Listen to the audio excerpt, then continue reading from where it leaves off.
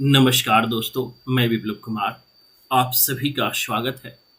दोस्तों, आज हिंदी साहित्य की बात करेंगे और हिंदी साहित्य में भी आखिर साहित्य को कैसे पढ़ा जाए, हमारी नजरिया क्या होनी चाहिए जो पढ़ा हुआ हम भूले नहीं।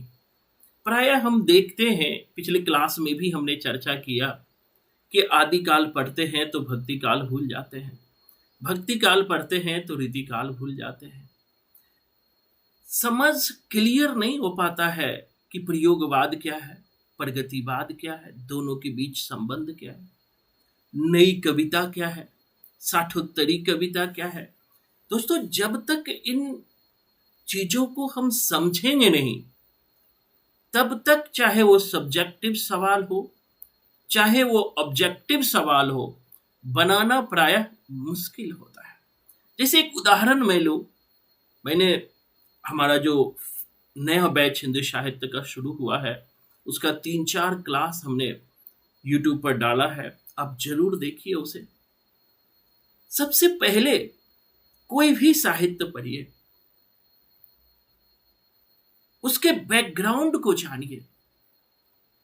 आखिर उसका बैकग्राउंड क्या था? जब तक हम बैकग्राउंड को नहीं जानेंगे, साहित्य को हमें समझना बहुत ही मुश्किल होगा। हमने कहा ही है कि अब साहित्य को नए नजरिए से देखने की आवश्यकता है।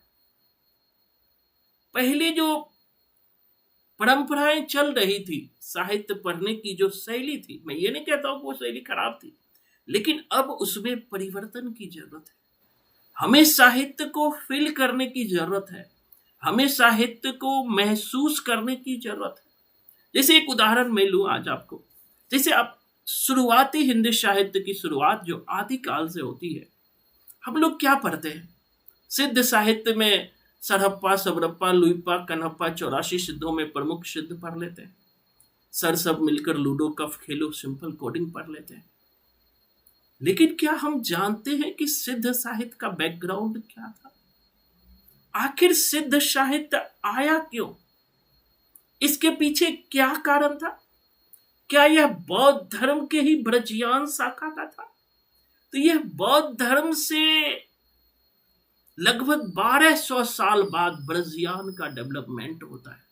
इन 1200 सालों में बौद्ध धर्म में क्या परिवर्तन आया कि यही बौद्ध धर्म ब्रजयान में परिवर्तन हो गया? मेरे कहने का आशय शायद आप समझ रहे होंगे कि किसी भी साहित्य को पढ़ने से पहले उनके इतिहास को जानना जरूरी है। इसीलिए अब जब भी कोई हिंदी साहित्य का इतिहास पढ़ते होंगे, उसमें हिंदी साहित्य का इतिहास लिखा जाता है। कभी आपने सोचा है हिंदी साहित्य का इतिहास क्यों जुड़ा हुआ है? इतिहास को जोड़ने के पीछे क्या कारण है कि हमें साहित्य के साथ साथ इतिहास का भी नॉलेज होना चाहिए, क्योंकि साहित्य समाज का दर्पण होता है दोस्तों।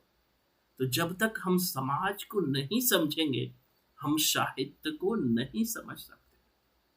मैं आदिकाल की बात कर रहा था, उनकी क्या बैकग्राउंड थी? क्यों सिद्ध साहित्य आया? क्यों नाथ साहित्य आया? क्यों जैन साहित्य आया? क्यों राशो कब आया? क्यों फुटकर कब आया? कभी सोचे हो? हम सिर्फ रट लेते हैं कि फुटकर कवि विद्यापति, धनपाल, अमीर खुसरो है, बस हो गया। नाथ साहित्य में एक गोरखनाथ, अधिक से अधिक 9 नाथ को हम पढ़ लिए, हमारा काम हो गया। इसी तरह से भिन्न भिन्न साहित्यों को हम लोग देखते हैं कि एक एक बार देख गए, काम हो गया। नहीं दोस्तों, ऐसे में आप बेस्ट करके नहीं आ सकते हो। एग्जाम में 100% नहीं करके आ सकते हो, अधिक से अधिक 60-70% तक आप जा सकते हैं, इससे अधिक नहीं। अगर आप चाहते हैं कि 100% सफलता हो, इसीलिए मैं अपने बच्चों को लिखित गारंटी देता हूं। किसी भी एग्जाम को पास करने की पहली और अंतिम कोचिंग है जो लिखित गारंटी देता है। अगर आपने धैर्य रख के 4 से 5 महीना साहित्य को पढ़ लिया, तो फिर आपको 100 में से 100 सवाल बनेंगे। कहोगे सर कैसे बनेंगे? तो आप 4 से 5 क्लास जो मैंने यूट्यूब पर डाला है, आप उसे पूरी देखो। एक नहीं कि 1-2 मिनट देख लिए काम खत्म हो गया, इससे काम नहीं बनेगा। पूरे वीडियो को देखिए। दोस्तों, साहित्य महसूस करने की चीज है, रटने की चीज नहीं है कि हम लिए और रटना शुरू कर दिए। उसे महसूस कीजिए, अपने आप को जोड़िए। अगर उस समय आप लेखक होते तो आपके अंदर की संवेदनाएं क्या होती? जब तक हम साहित्य के बीच के संवेदनाओं को नहीं समझेंगे, जब तक उसके अंदर की बातों को महसूस नहीं करेंगे, वो अपना नहीं हो सकता।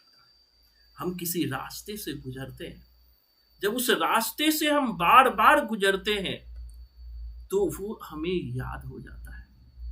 लेकिन कभी आपने सोचा है साहित्य क्यों नहीं याद रहता है? इनके पीछे कारण वही है, हम इसे पढ़ने के हिसाब से लेते, हम इसे महसूस करने के हिसाब से नहीं लेते। इसे हम महसूस नहीं करते हैं दोस्तों, इसे हम फील नहीं करते हैं, इसलिए शायद हमें याद नहीं होता है। तो दोस्तों, 2-3 बिंदु है।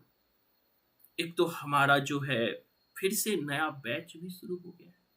आप इसमें जान जाएंगे कि साहित्य को किस तरह पढ़ा जाता है, और आप जरूर क्लास लेकर देखें, कोई रजिस्ट्रेशन फी भी नहीं है।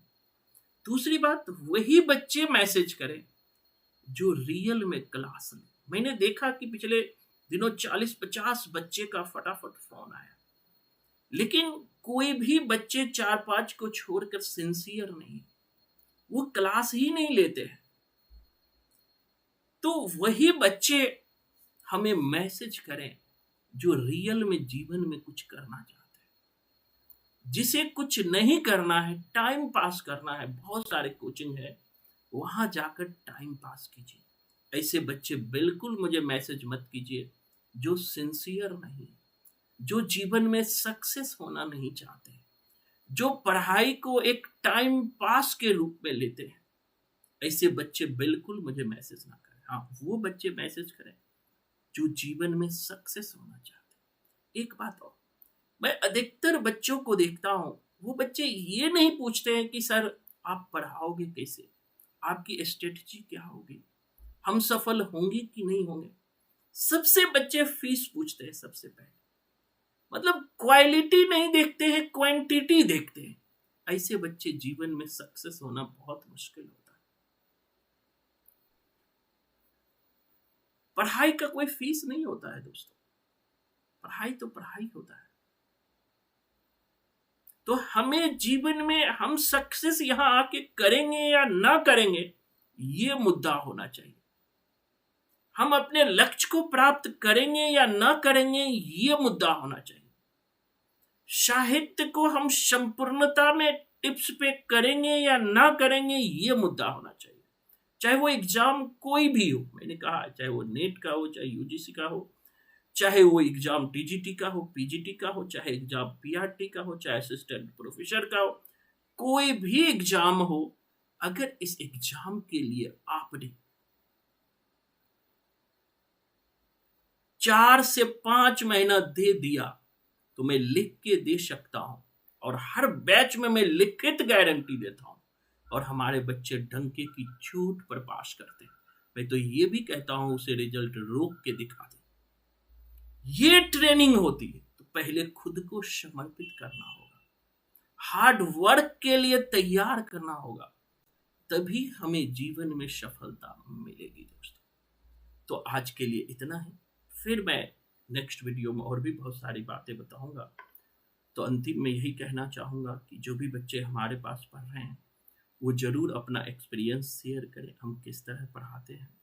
दूसरी बात, जो नए बच्चे हैं, जो सिंसियर बच्चे हैं, जो जीवन में सक्सेस चाहते हैं, वही बच्चे मैसेज करें। टाइम पास के लिए मैसेज मत करें।